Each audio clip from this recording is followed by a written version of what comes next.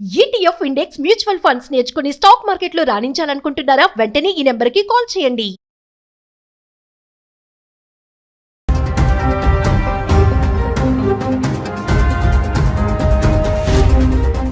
నమస్తే, welcome back to Suman TV. Present మనతో పాటు ఉన్నారు అనలిస్ట్ మందరి కృష్ణారెడ్డి గారు. నమస్తే సార్.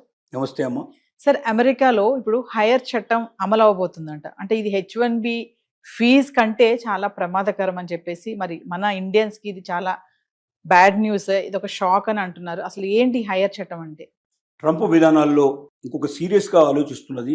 అవకాశం ఉంటే 2026 జనవరి నుంచి అమలు చేద్దాం అన్నటువంటి ప్రయత్నం చేస్తున్నటువంటి మరొక చట్టం హైర్ చట్టం. అంటే ఏవైనా ఒక ఎంప్లాయీని మనం హైర్ చేసుకోవడం, తాత్కాలికంగా తీసుకుంటే ఎంప్లాయీని కానీ పర్మనెంట్ బేస్లో తీసుకున్న వాళ్ళు తక్కువే కదా. అంటే ఒక ఎంప్లాయీ యొక్క సేవల్ని మనం తీసుకుంటున్నాం, దాన్ని హైర్ అంటున్నాం మనం. అంటే ఎంప్లాయీ మన దగ్గర పనిచేయడానికి కూడా ఉంటే మనకు హైర్ చేయడానికి వచ్చినట్టు లెక్క అన్నట్టు. ఎందుకు ఈ హైర్ చట్టం తేవాలని ట్రంప్ సీరియస్గా ఆలోచిస్తున్నాడంటే, అమెరికన్ సిటిజన్స్ని ఎంప్లాయీస్గా తీసుకోవడానికి చాలా వరకు కంపెనీలు సుముఖంగా లేవు.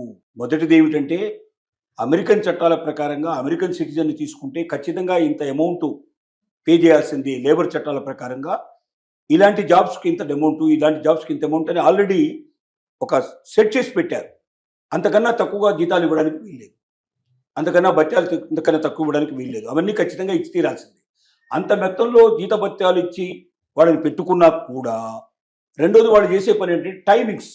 పర్ఫెక్ట్ టైంకి వచ్చేస్తారు, పర్ఫెక్ట్ టైంకి దిగిపోతారు. ఇండియన్స్ అయితే లేదా ఇతర దేశాల నుంచి వచ్చిన వాళ్ళు అయితే వాళ్ళు టైమ్స్ చూడరు. అవసరమైతే 3-4 అవర్స్ ఎక్కువైనా సరే పని చేసేస్తారు. సండేస్ అండ్ హాలిడేస్ కూడా కావాలంటే కూడా వాళ్ళు వచ్చి చేస్తారు. వాళ్ళు చాలా నమ్మకంగా ఉంటారు, చాలా ఒబీడియంట్గా ఉంటారు, తలబిరుసుగా ఉండరు, తలపొగురుగా ఉండరు.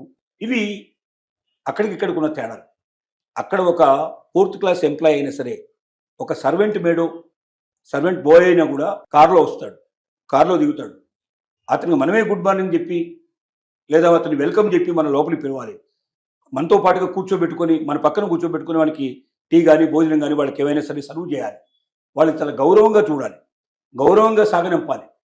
ఇలాంటివన్నీ దీనికన్నా ఏంటంటే, వలసవాదులు అయినట్టయితే, వలస నుంచి వచ్చిన వాళ్ళైతే, ఇతర దేశాల నుంచి వచ్చిన వాళ్ళైతే ఎప్పుడు ఒబీడియంట్గా ఉంటారు. వాళ్ళు ఎప్పుడు మనల్ని బాసలాగా చూస్తారు. వాళ్ళు ఎంత సమయమైనా వాళ్ళు మనకు పనిచేస్తారు. వాళ్ళ వల్ల మనకు చాలా కలిసి వస్తుంది. తక్కువ జీతంలో ఎక్కువ పని చేయగలిగేటువంటి అవకాశాలు వలసవాదుల నుంచి ఉంటాయి. అదే అమెరికన్స్నే తీసుకుంటే సిటిజన్స్ను ఇవన్నీ కోల్పోవాల్సిన పరిస్థితి పడుతుంది. లాభాలు తగ్గుతాయి, టైమింగ్స్ తగ్గడం వల్ల ఎమర్జెన్సీ వర్క్ చేయించాల్సిన పరిస్థితులు ఎగిరిపోతాయి.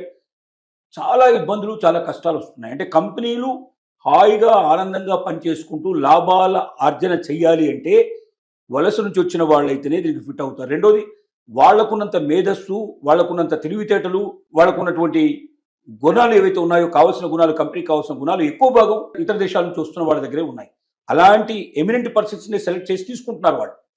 ఇక్కడ అలాంటి వాళ్ళు దొరకడం లేదు. అంటే దొరికిన వాళ్ళనే పెట్టుకోవాలి, 4-5 టైమ్స్ ఎక్కువ జీతాలు ఇవ్వాలి, ఒబీడియన్సీ ఉండదు, ఎక్కువ టైం పనిచేయరు. ఇలాంటివన్నీ సమస్యలు ఉన్నాయి. దీనివల్ల హెయిర్ సిస్టమ్ ఇప్పటిదాకా బాగా పనిచేస్తుంది.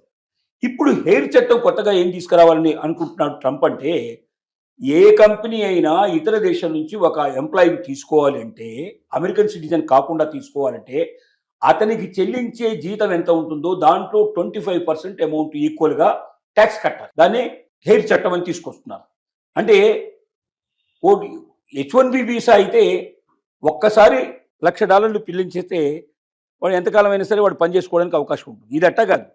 ప్రతి నెల 25% అంటే అతని జీతం సపోజ్ ఒక 50 లక్షలు, ₹1,00,00,000 ఉందనుకుందాం పర్ మంత్. దాంట్లో 25% ఎగిరిపోతుంది. 4 నెలలు అయ్యేసరికి $1,00,00,000 పే చేసినట్టే అవుతుంది. అంటే జీవితాంతం పే చేయాలి. ఎన్నాళ్ళు అయితే అతను పనిచేస్తాడో అన్నాళ్ళు పే చేసుకుంటూ పోవాలి. ఇది పెద్ద గుడిబండలాగా తయారైపోతుంది. కాబట్టి హైర్ చట్టం తీసుకొచ్చినట్టయితే దాదాపుగా 80-90% ఇతర దేశాల నుంచి వచ్చేటువంటి టోటల్గా తగ్గిపోతుంది. అదిగాక H1B వీసాకు సంబంధించినటువంటి చట్టాన్ని మరి అమలు చేయాలంటే అక్కడ సెనెట్లో కొంచెం గొడవలు వచ్చేటువంటి అవకాశాలు ఏర్పడ్డాయి. అక్కడ చట్టాలు కూడా ఒప్పుకోవట్లేదు, అక్కడ ఉన్నటువంటి కోర్టులు కూడా దానికి వ్యతిరేకిస్తున్నాయి. కానీ హైర్ చట్టాన్ని వ్యతిరేకించడానికి అవకాశం ఉండదు. వీసా వేరు, ఇక్కడ ఉండే హైర్ చట్టం వేరు, రెండింటి మధ్య తేడా ఉంది. వీసా అనేది ఇతర దేశాల వాళ్ళు మన దేశంలో ప్రవేశించడానికి ఇచ్చేటువంటి ఒక అవకాశం. అది మన దేశం వాళ్ళు ఇతర దేశాలకు వెళ్ళాలంటే కూడా మనకు అవకాశం ఉంది. కాబట్టి ఒక దేశం వాళ్ళని మనం రిస్ట్రిక్ట్ చేస్తే రేపు పొద్దున మన దేశం వాళ్ళని వేరే వాళ్ళు రిస్ట్రిక్ట్ చేస్తారు. కాబట్టి అలాంటి చట్టాలు ఒప్పుకోవడానికి కష్టం. కానీ హెయిర్ చట్టాన్ని ఒప్పుకోవడానికి పెద్ద కష్టమైన విషయం కాదు. అది 100% ఆమోదించే అవకాశాలు ఉన్నాయి. ఒకవేళ ఈ చట్టం అమలు పరిస్తే 90% ఆఫ్ ది అదర్ కంట్రీస్ నుంచి వచ్చి పనిచేసేటువంటి వలసలో వచ్చేటువంటి విధానంలో వచ్చిన వ్యక్తులు ఎవరుతున్నారో వాళ్ళు రావడం ఆగిపోతుంది. కంపెనీలు ఆ సాహసం చేసే ప్రయత్నం చేయవు. అప్పుడు ఏదో రకంగా అమెరికాలో ఉండే వాళ్ళని తయారు చేసుకుంటూ, అమెరికాలో ఉండే వాళ్ళని డెవలప్ చేసుకోవడానికి ప్రయత్నం చేస్తూ, అవసరమైతే వాళ్ళే ట్రైనింగ్ను డెవలప్ చేసి వాళ్ళే మలుచుకోవడానికి ప్రయత్నం చేస్తారు తప్ప ఇతర దేశాల వాళ్ళని వచ్చే అవకాశాలు పూర్తిగా ఆగిపోతాయి. దానివల్ల అమెరికన్స్ ఉద్యోగాలు ఖచ్చితంగా దొరుకుతాయనే ఉద్దేశంతో హెయిర్ చట్టాన్ని తీసుకురావడానికి ఉద్యుక్తుడవుతున్నాడు ట్రంప్. అది తొందరలోనే అమలు చేసే అవకాశం ఉంది. అంటే వైట్ కాలర్ ఉద్యోగులు ఎవరైతే ఉంటారో వాళ్ళు ఎవరిని కూడా ఇండియాకి రాకుండా చేయడానికి ఈ ప్లాన్ అనుకోవచ్చు అంటారా? ఇప్పుడు బ్లూ కాలర్ ఉద్యోగాలని కొన్ని ఉన్నాయి, వైట్ కాలర్ ఉద్యోగాలు ఉన్నాయి. ఇంట్లో రకరకాలుగా ఉంటాయి. అంటే ఏం లేదు, బయటకు పోయి పనిచేసేవి కొన్ని, ఆఫీస్లో ఉండి పనిచేసేవి కొన్ని సుఖవంతంగా పనిచేసేవి కొన్ని, కొంచెం కష్టంతో పనిచేసేవి కొన్ని, ఇట్లా రకరకాల బట్టి వైట్ బ్లూ రకరకాల పేరు పెట్టారు. ఇప్పుడు బ్లూ కాలర్ ఉద్యోగాలన్నీ కూడా ఇప్పుడు చైనాకి వెళ్ళిపోయినాయి. ఇక్కడ అమెరికాలో బ్లూ కాలర్ ఉద్యోగాలని ఆల్మోస్ట్ ఆల్ తగ్గించే ప్రయత్నం జరిగింది. చైనాకి ఎక్కువగా వెళ్తున్నారు వాళ్ళు. ఇక వైట్ కాలర్ జాబ్స్ ఎక్కువ మాత్రం ఇండియాకు వస్తున్నాయి ఇప్పుడు మొత్తం కంపెనీ. ఎందుకంటే ఎక్కువగా వాళ్ళు ఆఫీస్లో కూర్చొని చేసే పని ఎక్కువగా ఉంటుంది, కదలకుండా కూర్చొని చేసే పని ఎక్కువ ఉంటుంది, మెదడుతో చేసే పని ఎక్కువ ఉంటుంది.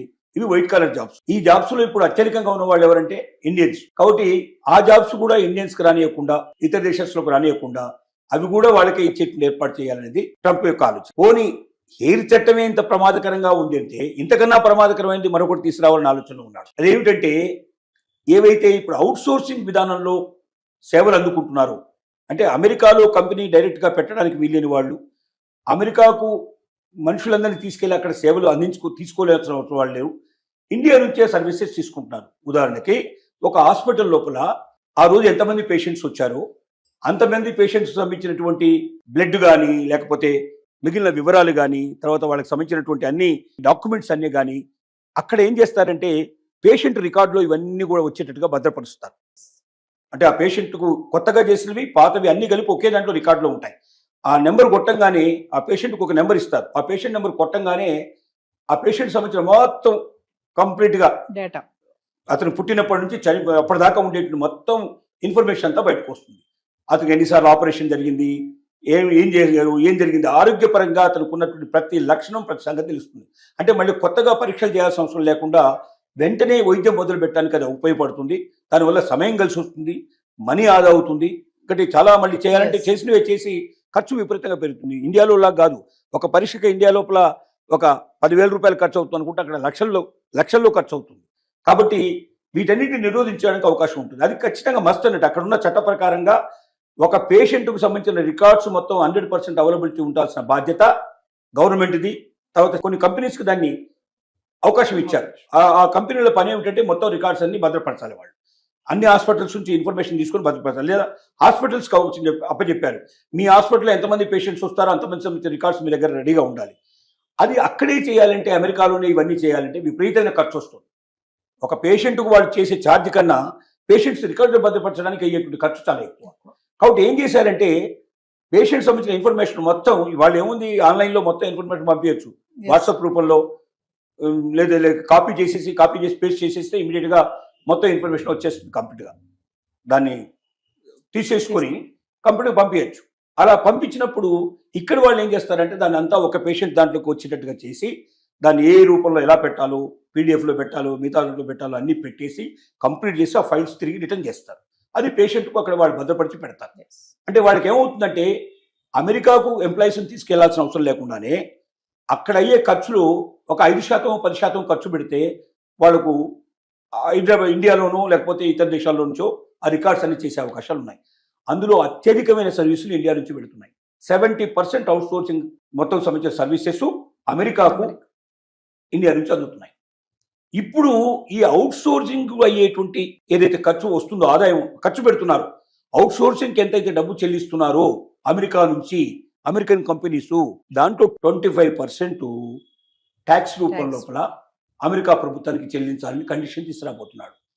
ఇది పెడితే చాలా కంపెనీలు అవుట్ సోర్సింగ్ ఆపేసే అవకాశం ఉంది. అవుట్ సోర్సింగ్ ఆపేస్తే మనకు వచ్చే జీడిపిలో 65% జీడిపి, అంటే 100 రూపాయలు మనకు ఆదాయం వస్తుంది అంటే కేంద్ర ప్రభుత్వానికి, దాంట్లో 65 రూపాయలు సుమారుగా అవుట్ సోర్సింగ్ ద్వారానే, సర్వీసెస్ ద్వారా మొత్తం సేవల్లో వస్తుంది. ఆ మొత్తం సేవల్లో ఎక్కువ భాగం విదేశాల నుంచి వచ్చేటువంటి దాంట్లో అమెరికా నుంచి వచ్చేది 70% సుమారుగా ఉంది. అంటే ఇంత పెద్ద మొత్తంలో వచ్చేటువంటి డబ్బు ఆగిపోతే ఇండియన్ ఎకానమీకే పెద్ద దెబ్బ తగిలే అవకాశం ఉంది. ట్రంప్ యొక్క మూడవ ఆలోచన ఏమిటంటే అమెరికా వాళ్ళకి ఉద్యోగం ఇప్పించాలని ఒక ఆలోచన అయితే, ఇతర దేశస్తుల వాళ్ళని తగ్గించాలని ఇంకొక ఆలోచన అయితే, భారతదేశాన్ని దెబ్బ కొట్టాలనే ఆలోచన మూడవ ఆలోచన. భారతదేశాన్ని ఎందుకు దెబ్బ కొట్టాలనుకుంటున్నాడంటే ప్రపంచ దేశాల్లో ఇప్పుడు భారతదేశం మనకు ఉన్న ప్లేస్ లోపల 4th ప్లేస్లో ఉన్నట్టు దాన్ని థర్డ్ ప్లేస్ నుంచి ఫస్ట్ ప్లేస్కి వచ్చే అవకాశాలు మూడో దేశం నుంచి ఇప్పుడు ఒకటో దేశం రావడానికి మనం ప్రయత్నం చేస్తూ ఉన్నాం. ఈ ఒకటో దేశంగా వచ్చి అమెరికాను కూడా మించిపోవడానికి అతి ఉరకలు వేస్తున్న దేశం ఏంటంటే భారతదేశం. ఇంకా వేరే వాళ్ళు ఎవరు ఈ కాంపిటీషన్ లేరు ప్రస్తుతానికి. అంటే భారతదేశాన్ని ఏమాత్రం కూడా ఎంకరేజ్ చేసినా, భారతదేశాన్ని మనం ఏవి మనకు జాగ్రత్త తీసుకోకపోతే, భారతదేశాన్ని మనం కంట్రోల్ చేయకపోయినట్టయితే ఈ దేశం అమెరికాను డామినేట్ చేసి నెంబర్ 1 దేశంగా ప్రపంచం లోపల best country, greatest country, number 1 place country కావాలని మోడీ చాలా పథకాలు వేశాడు, ప్లాన్లు వేశాడు. అందుకే లోకల్ ఫర్ వోకల్ అని, తర్వాత మనం పూర్తిగా వికసిత్ భారత్ అని రకరకాల తీసుకొచ్చి ఇక్కడే అన్ని వస్తువులు తయారు కావాలి. చైనాలో ఇవాళ అయితే చిన్న గుండు సూదు నుంచి హెలికాప్టర్ దాకా అక్కడే తయారయ్యే అవకాశం ఉన్నాయో ఇక్కడ కూడా అలాగే తయారు చేయాలని ఇతర దేశాల నుంచి దిగుమతి చేసుకోకుండా వాళ్ళకి ఏం కండిషన్ పెడుతున్నా అంటే మా దేశంలో తయారు చేయండి, మీరే తయారు చేయండి, కానీ మా దేశంలో తయారు చేయండి, మా దేశంలో ఉన్న వాళ్ళకి అవకాశాలు కల్పించండి, మాకు పన్నుల రూపంలో మాకు దాని మీద కలెక్షన్ వచ్చేది చేయండి, తద్వారా మీకు ఎక్కువ రాయితీలు ఇస్తామని చెప్పి ప్రయత్నం చేస్తూ ఉన్నారు. ఇందువల్ల భారతదేశం అమెరికాను డామినేట్ చేయడం ఖచ్చితంగా జరుగుతుందని ట్రంప్కు అర్థమైపోయింది. కాబట్టి దాని నుంచి ఎట్టి పరిస్థితుల్లో భారతదేశాన్ని రానివ్వకుండా ఒకవేళ తగ్గింపజేయగలిగితే అమెరికాకు ముప్పు ఉండదు, అమెరికా నెంబర్ 1 ప్లేస్లోనే ఉంటుందనేది ఇంకొక భావన. ఇవన్నీ దృష్టిలో పెట్టుకొని ఒకవైపున మనకు హెయిర్ ట్యాక్స్ అనేది ఒకటి వేయడానికి ప్రయత్నం చేస్తున్నాడు, రెండోది అవుట్సోర్సింగ్ ట్యాక్సెస్ అని రెండో వేయడానికి ప్రయత్నం చేస్తున్నాడు. ఈ రెండు అమలు అయితే భారతదేశం నుంచి ఒకటి అమెరికాకు వెళ్ళే వాళ్ళ సంఖ్య గణనీయంగా తగ్గిపోతుంది, రెండోది భారతదేశానికి వచ్చేటువంటి ఆదాయం గణనీయంగా తగ్గిపోతుంది. ఈ 2 రకాల ప్రమాదాలు అమెరికా భారతదేశానికి ఇప్పుడు పెట్టిన పరీక్ష. ఈ పరీక్షలోంచి ఇండియాలో ఎలా నెగ్గుతారనేది మనకు తెలియదు. Thank you.